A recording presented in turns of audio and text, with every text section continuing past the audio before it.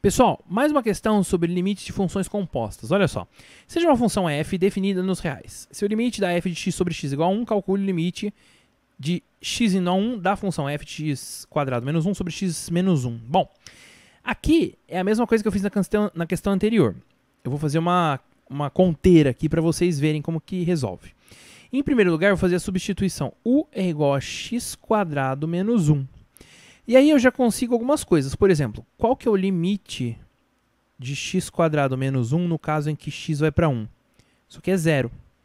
Então, quando x vai para 1, a gente tem u indo para 0. Isso é importante, tá? Para fazer o limite da função composta. E o meu domínio vai ser x maior que 0. Não pode ser igual a 0 por causa da divisão aqui, tá bom? Beleza.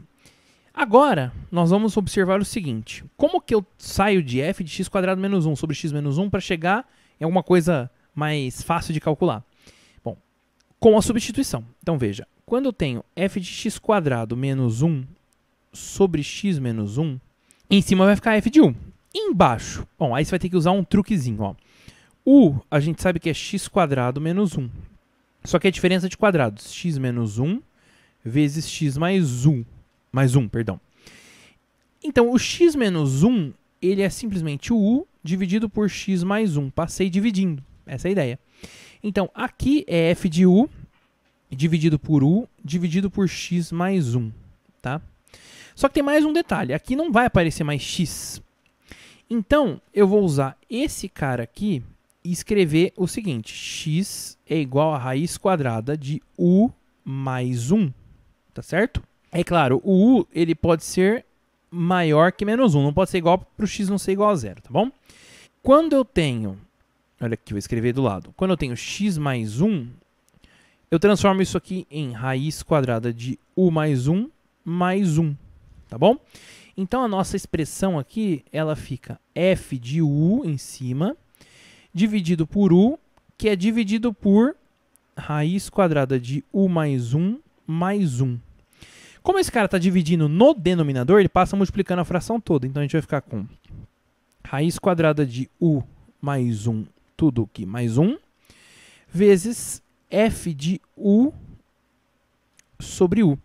E aí, eu consigo calcular os limites. Por quê? O limite desse cara, ele existe.